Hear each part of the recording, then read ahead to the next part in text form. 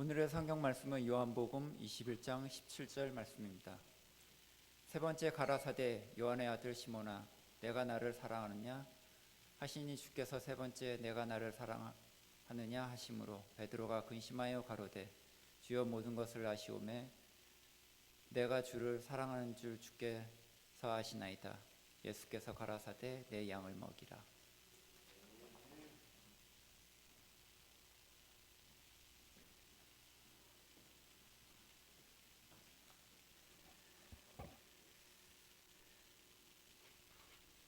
할렐루야. 아멘. 여러분 주님 이름으로 환영하고요. 너무 반갑고 사랑합니다.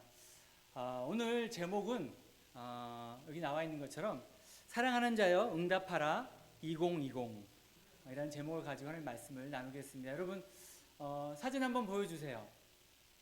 여러분 이 사진 기억나십니까? 혹시 응답하라 1988이죠. 이거 보면서 나름 저는 너무 많은 추억에 잠겨 있었던 생각이 있었습니다. 이 드라마는 1988년대 그 우리나라의 그 시대 상황을 잘 표현하는 작품으로 고국을 떠나온 우리에게 특별히 많은 향수를 불러일으킨 따뜻한 감동을 주었던 작품입니다. 그 감동의 핵심은 이웃과 공동체였어요. 그래서 네 자식 내 자식 할 것 없이 서로 자녀들을 잘 자기 자식처럼 테이크케어 해주면서 부자나 가난한 사람이나 상관없이 서로 돕고 음식을 나누고 서로 만나고 이런 장면들이 나오는 진한 사랑의 공동체의 모습을 보여주었던 작품입니다. 사랑의 공동체를 어떻게 이루냐고요? 여러분 뻔한 이야기입니다. 여러분 다 아시는 것처럼 시간을 많이 들이는 것입니다. 서로 대화를 하고 많은 시간을 같이 보내고 기쁜 일이나 슬픈 일이나 서로 나누고 웃고 울고 서로 마음을 열고 이야기하면서 또 서로의 안부를 묻고 이런 과정에서 서로 상대방을 더 이해해주고 또 동감해주는 것이 사랑의 관계를 이루는 핵심입니다. 자, 여러분 우리 신앙생활은 어떻습니까? 여러분 하나님과 많은 시간을 보내면서 사랑의 관계를 가지고 대화를 하십니까? 하나님은 성경을 통해서 자신을 드러내 보이십니다. 그래서 하나님을 알고 싶으면 우리는 성경을 정말 많이 읽고 묵상하면 하나님이 어떤 분이신지 우리 잘 알 수 있게 됩니다. 하나님께서도 이 성경을 통해서 우리에게 질문하고 대화하고 싶어 하고 계십니다. 잘 지내니? 요즘 오늘 회사에서 아니면 직장에서 가정에서 속상한 일이 없었니? 또 밥은 잘 먹고 다니니? 몸은 건강하니? 그런 부모님이 물으시는 것처럼 성경을 통해서 우리에게 많은 것들을 묻고 또 위로해 주시고 이를 원하시고 만나서 사랑의 관계를 가지기를 원하시고 계십니다. 하나님께서 성경 전체를 통해서 하나님과 더 깊은 사랑의 관계를 유지하기 위해서 우리가 응답해야 할, 또 반응해야 할 세 가지 질문을 나누기를 원합니다. 이 세 가지 질문에 우리가 주저없이 대답할 수 있으면 얼마나 좋겠습니까? 자, 하나님께서 여러분에게 첫 번째 질문을 하고 계십니다. 창세기 3장 9절 말씀입니다. 같이 읽었으면 좋겠습니다. 같이 큰 소리로 읽겠습니다. 시작. 주 하나님이 그 남자를 부르시며 물었다. 내가 어디 있느냐? 어떤 목사님이 신방을 하시기 위해서 어떤 성도님 댁에 방문을 하셨다고 합니다. 이제 초인종을 누르고 노크를 했습니다. 근데 대답이 없는 거예요. 그래서 한참을 초인종을 누르고 해도 아무도 없는 것 같으니까 일단 카톡을 보내셨어요. 어떻게 보냈냐면 바로 오늘 이 말씀, 창세기 3장 9절 말씀, 그 남자를 부르셨다. 내가 어디 있느냐라고 창세기 3장 9절을 딱 보냈어요. 그랬더니 어떻게 답변이 왔겠습니까? 바로 그 다음 구절이 나옵니다. 창세기 3장 10절 말씀. 내가 동산에서 하나님의 소리를 듣고 내가 벗었으므로 두려워하여 숨었나이다. 이렇게 나와 있습니다. 지금 웃으셔야 됩니다. 지금. 여러분 우리 유 목사님 사모님 신방 가셨을 때 여러분 숨지 마시고 꼭 응답하시고 잘 받아주시기 바랍니다. 그 남자가 누구입니까? 오늘 성경에 나와 있는 그 남자가 누구입니까? 아시죠? 그 남자 아담입니다. 아담. 여러분 다 아시겠지만 선악과를 따먹고 범죄하여 숨어있는 아담에게 하시는 질문입니다. 동산 중앙에 있는 선악과 그것만 먹지 마라. 그거 먹지 말고 그거 먹으면 정령이 죽으리라는 말씀에도 불구하고 사탄의 유혹에 빠져서 하와가 먹고 또 하와 그것을 먹은 걸 가지고 남편 아담에게 와서 같이 하나님의 말씀에 순종하지 못했던 것을 볼 수 있습니다. 그때 하나님께서 나와서 아담을 찾으시면서, 아담과 하와를 찾으시면서 말씀하시는 것이 바로 이것입니다. 네가 어디 있느냐? 정말 어디 있는지 몰라서 물어보셨을까요? 그렇지 않다라는 것입니다. 하나님께서는 하나님 말씀에 순종하지 못하고 두려워 떨고 숨어 있는 아담에게 그곳이 아니다, 네가 있을 곳이 그곳이 아니다라고 말씀하시면서 질문하고 계십니다. 내가 있어야 할 자리가 아니다, 다시 나에게 돌아오라고 하신 말씀입니다. 우리에게도 같은 말씀을, 같은 질문을 하고 계시는 것 같아요. 우리가 세상을 향해서 달려갈 때 네가 지금 어디 있느냐, 어디 있느냐, 우리를 간절히 찾으시는 그 하나님의 음성을 여러분 들으시기를 부탁드리겠습니다. 여러분 어디 계십니까? 뭐 지금 다 여기 앉아 계시고 또 집에서 인터넷에서 예배를 드리고 계시지만 그것을 묻는 것이 아니라 우리 영적인 상태를 지금 묻고 계시는 거예요. 너희가 지금 어디 있느냐? 너희 영혼이 갈망하고 소망하는 것이 어디 있느냐? 세상을 향하는 것이냐? 정말 하나님을 바라보는 것이냐? 그렇게 묻고 계시는 것입니다. 여러분의 여정이 어떻습니까? 영적인 여정이 어디에 머물러 있습니까? 교만과 죄악으로 치닫는 곳에 있는지, 아니면 하나님과의 그 사랑의 관계 가운데 있는 것인지 다시 한번 돌아보기를 원합니다. 이 질문을 여러분 꼭 마음 가운데 새겨주시기 바랍니다. 네가 어디 있느냐? 하나님은 여러분에게 항상 여러분이 어디 있든지 네가 어디 있느냐라고 묻고 계신다라는 것입니다. 죄악 가운데, 절망 가운데 있게 되면 어떻습니까, 여러분? 저도 숨고 싶어요. 사람들 만나고 싶지도 않고요, 목장에 가고 싶지도 않고요, 교회에 나오고 싶지도 않아요. 제 마음이 먼저 정말 눌려 있고 또 정말 제 마음이 정말 지옥 같을 때 있습니다. 하나님 없는 곳으로 숨어지고 싶습니다. 하지만 여러분 숨지 마십시오. 부끄러워도 나의 잘못을 드러내고요, 또 하나님께로 나아가면 어떻습니까? 하나님께서 용서와 사랑으로 다시 우리를 품어주신다라는 거예요. 그것이 바로 회개의 중요성입니다. 회개가 바로 행복의 시작인 것입니다. 여러분 어디 있든지 상관없습니다. 여러분 너무 멀리 왔다고 생각하십니까? 바로 그때가 right time입니다. 하나님께 돌아갈 적기입니다. 내가 어디 있느냐 하실 때, 하나님 저 여기 있어요, 저 여기서 쓰러져서 울고 있어요. 여러분 그렇게 주님께 응답하시면 하나님께서 다시 품어주시고 용서하시고 하나님의 그 품으로 돌아가서 여러분 다시 기쁨과 회복의 영성을 누릴 수 있을 것을 믿습니다. 여러분 다시 돌아가시는 여러분 되시기를 주님의 이름으로 축원드립니다. 두 번째 하나님은 우리에게 묻고 계십니다. 말씀 올려주십시오. 열왕기상 19장 13절 말씀입니다. 같이 큰 소리로 읽겠습니다. 시작. 엘리야는 그 소리를 듣고서 외투 자락으로 얼굴을 감싸고 나가서 동굴 아귀에 섰다. 바로 그때 그에게 소리가 들려왔다. 엘리야야, 너는 여기서 무엇을 하고 있느냐? 너 어디 있느냐라고 물었는데요, 이제는 하나님께서 우리에게 말씀하시고 계세요. 내가 여기서 무엇을 하고 있느냐라고 묻고 계십니다. 여러분 이 이야기는 다 아시죠? 엘리야의 이야기입니다. 성경에서 가장 파란만장하고 정말 천국과 지옥을 왔다 갔다 했던 사람 중에 한 사람이 바로 이 엘리야 선지자입니다. 정말 이야기를 읽고 나면 너무나 익사이팅합니다. 열왕기상 18절에 어떤 이야기가 나옵니까? 갈멜산의 대결이 나옵니다. 혼자 몸으로 850명이 되는 그런 선지자, 이방 선지자들과 대결하는 장면이 나옵니다. 여러분 다 아시겠지만 제단을 쌓고, 두 개의 제단을 쌓고 하나님 예배드리는, 자기가 예배드리는 장소와 또 그 이방 민족, 이방 선지자들이 예배드리는 장소를 두 개를 해놓고 대결하는 장면입니다. 어떻습니까?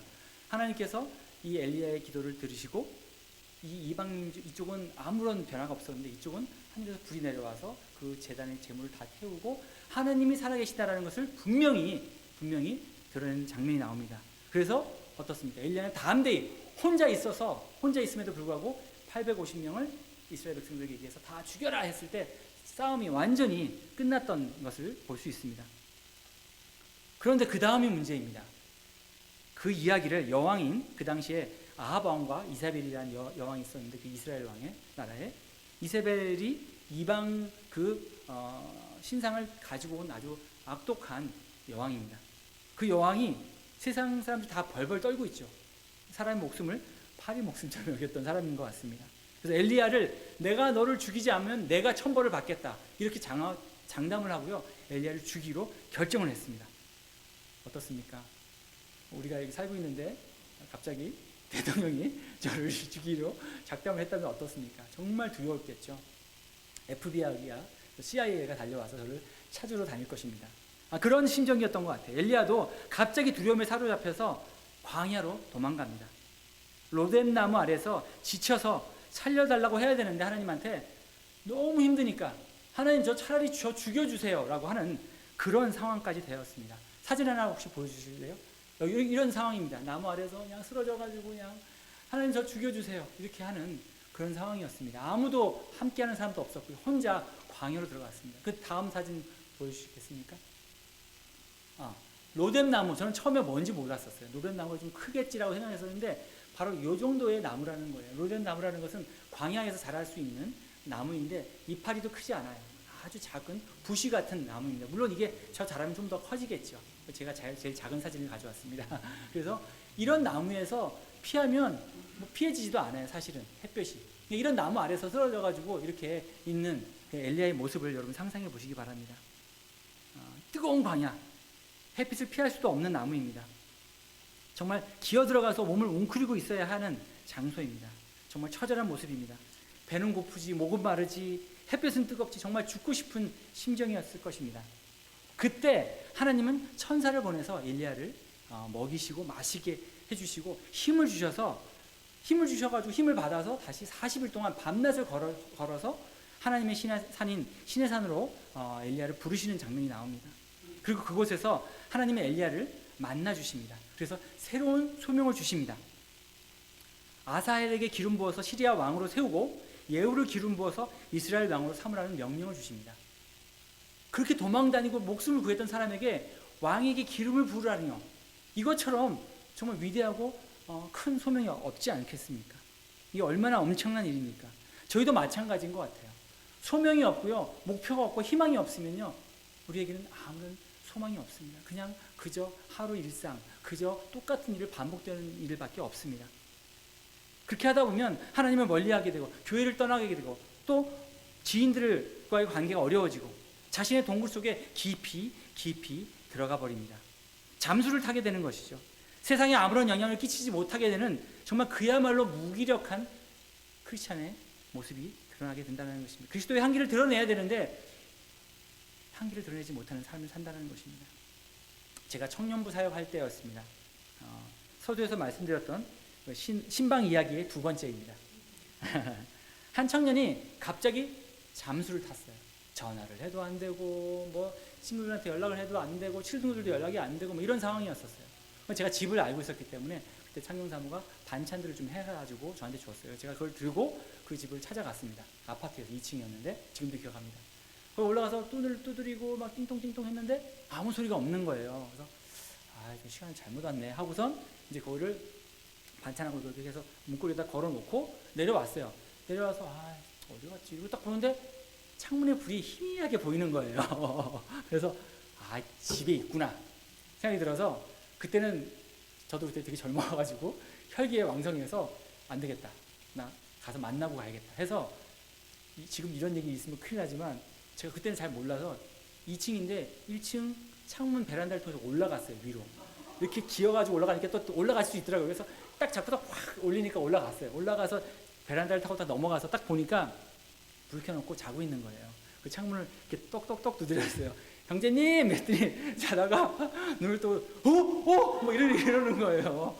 그래서 제가 문을 열고 왜 그랬느냐 얘기 듣고 서로 이야기하고 기도해주고 이렇게 돌아온 적이 있습니다. 그 다음부터 그 청년이 교회에 다시 나오기 시작하고 또 그 삶이 회복되는 지금 볼 수 있어요. 결국은 그 청년이 우리 청년부의 리더가 되어서 정말 하나님께 귀하게 쓰임받는, 저는 정말 신나게 같이 몇 년 동안 같이 사역을 했던 경우가 있습니다. 그런 것 같아요. 하나님 앞으로 오면 회복되어집니다. 말씀의 자리에, 예배의 자리에 오면 회복되어집니다. 새로운 삶을 산다고 저는 확신합니다.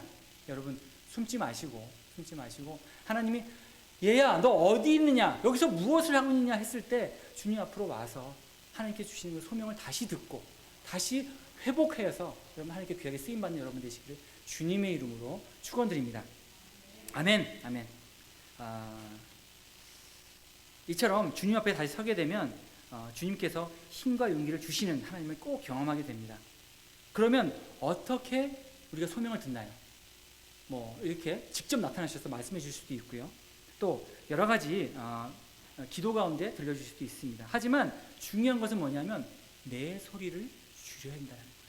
내가 작게 이해하고 주님 앞에 조용히 나가야 한다는 것입니다. 예전에 저희 바나와 선교사님인 강명관 선교사님의 아주 재미있는 일화가 있었습니다. 바나로 가끔 외부에서 선교사님들이 오신다고 합니다. 특별히 옆에 그 데니족이라는 부족이 있었다고 합니다. 데니. 저희 이쪽은 바나와고 이쪽 옆에 바로 옆에 동네에 데니 부족이 있었는데 거기에 브라질 선교사님이 오셨다고 합니다.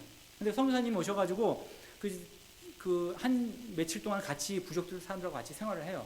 근데 그 중에 이제 아주 재밌는 것이 멧돼지 사냥이 있다고 합니다. 그래서 부족 사람들하고 같이 막 나가셨대요. 선교사님이 나가셔가지고 이제 이렇게 음성을 듣고 이렇게 소리가 들리나 안 들리나 냄새를 맡고 있는데 갑자기 부족 사람들이 뛰기 시작하는 거예요.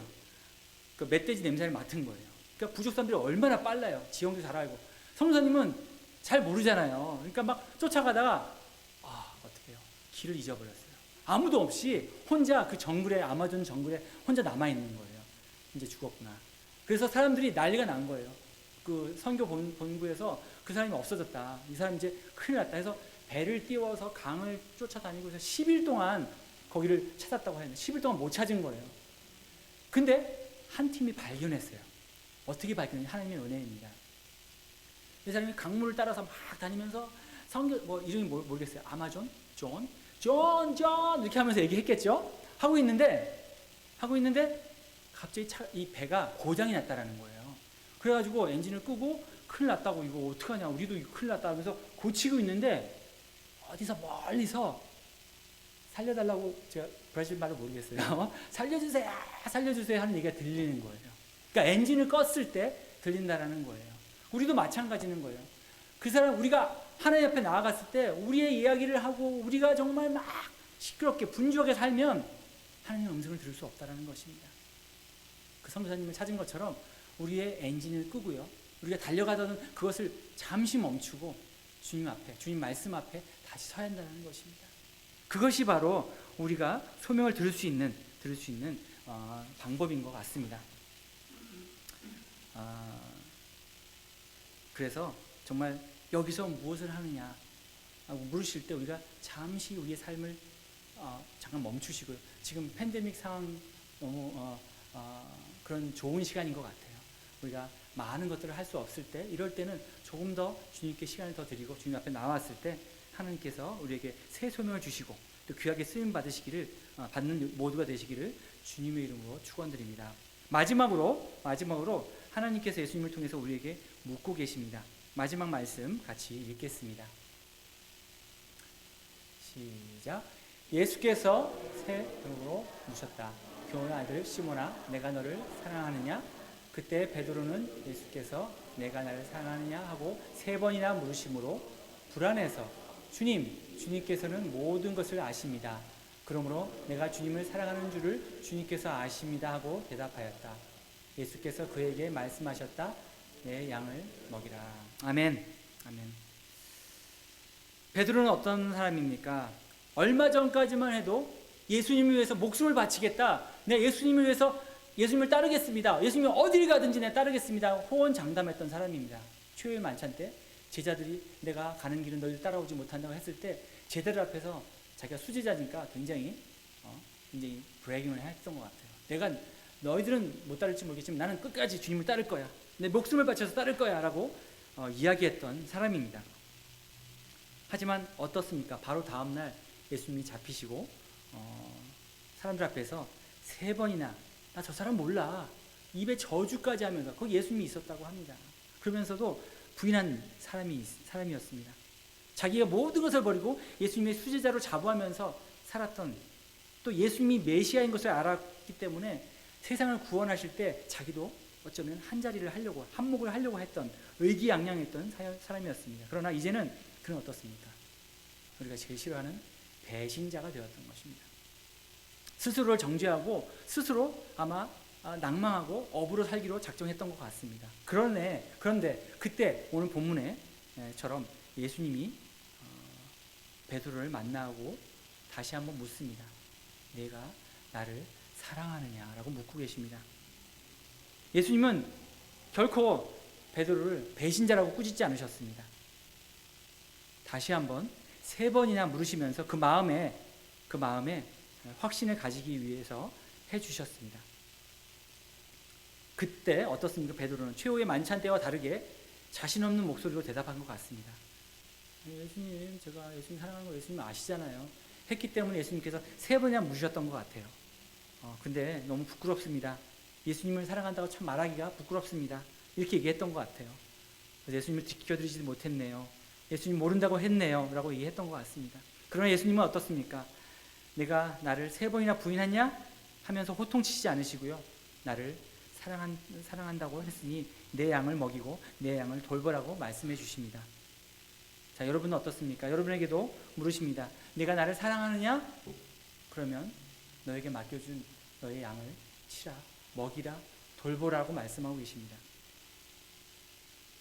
주님께서 우리에게 이렇게 말씀하실 때 우리는 어떻게 됩니까? 과거의 베드로처럼 말로만 해야 될까요?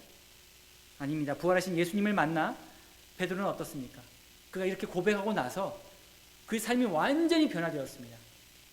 다시 업으로 돌아가서 그냥 힘없이 사는 그 삶에서 그 말씀을 주고 담대하게 이스라엘 백성들에게 외치고 선포합니다. 여러분 그 당시에 여러분 다 아시겠지만 유대교를 믿었던 이 예수님을 알지 못했던 사람들은 그렇게 예수님에 대해서 설교를 하게 되면 또 예수님에 대해서 예수님이 하나님의 아들이라고 얘기하면 돌에 맞아 죽는 상황이었습니다. 그런데 그는 목숨을 걸고 담대하게 이스라엘 백성들, 유대 백성들을 향해서 외쳤습니다. 이분이 메시아가 바로 예수 그리스도, 하나님의 아들이신 예수 그리스도가 우리에게 오셨다. 우리가 그분을 십자가에 못 박혀 죽였다라고 설교하는 것입니다. 그럴 때 이스라엘 백성들이 어땠습니까? 벌벌벌 떨면서 우리가 어떻게 할꼬, 우리가 어찌하면 좋겠습니까? 라고 얘기했을 때 회개하라고 담대하게 외치는 그런 베드로의 모습을 보고 그 당시에 저도 이런 설교자가 되었습니다. 하루에 3,000명이 회개하고 주님 앞에 나오는 귀한 일이 있었습니다. 그 이후에도 여러분 아시겠지만 베드로는 목숨을 걸고 그 이스라엘 백성들을 위해서 기도하고 말씀을 전하는 자로 살았습니다. 결국은 전해오는 이야기에 따르면 십자가에 못 박혀도 서서 죽었는데 그것도 예수님처럼 내가 죽기가 민망하다, 죄송하다, 나는 더하게 죽었으면 좋겠다 해서 십자가를 거꾸로 못 박혀서 죽었다는 이야기가 전해지는 내용입니다. 헉 하시면서 나도 순교해야 됩니까? 라고 생각하시는 분이 계시겠지만 그렇지 않습니다. 이렇게 순교는 하나님께서 감당한 힘을 주실 것 같습니다. 그리고 사실은 우리 모두가 선교자이고 또 선교사이고 순교자인 것 같습니다. 물론 선교사님 여기 계시지만 우리가 그만큼 하지 못하지만 우리가 직장에서, 가정에서, 우리 목장에서, 교회에서 우리가 선교사 역할을 감당해야 될 것 같습니다. 여러분 어떻습니까? 가정에서 가족들을 위해서 헌신하는 것, 그 직장에서 폭군처럼 함부로 인신공격하면서 상처 주는 말을 하는 그 상사 바라볼 때 어떻습니까? 같이 화를 내고 할 수도 있지만 정말 주님을 사랑하는 마음 때문에 그분들을 위해서 기도하는 마음으로 인내하는 것, 이 모든 것이 주님을 사랑하는 방법입니다. 나에게 말 잘해주는 사람들보다 내 자녀에게 칭찬해주고 잘해주는 사람이 더 감사하고 좋은 것처럼 예수님도 예수님 사랑한다는 말 그것도 중요하지만 예수님께서 우리에게 부탁하시는 그것, 예수님의 양들 케어하고 사랑해주고 섬겨주는 것이 하나님을 더 기쁘시게 하는, 예수님을 더 기쁘시게 하는 것이지 않을까 생각이 듭니다. 하나님을 사랑하는 것, 또 가족을 사랑하는 것, 목장 식구를 사랑하는 것, 교회를 사랑하는 것, VIP를 섬기는 것, 이 모든 것이 하나님에 대한 사랑의 표현이 될 것입니다. 내가 나를 사랑하느냐 하시는 음성에 여러분 기쁨으로 주저없이 예수님 사랑하기 때문에 이렇게 내 이웃을 내 몸처럼 섬기고 있습니다 하고 응답하시는 여러분 되시기를 주님의 이름으로 축복합니다. 기도하시겠습니다.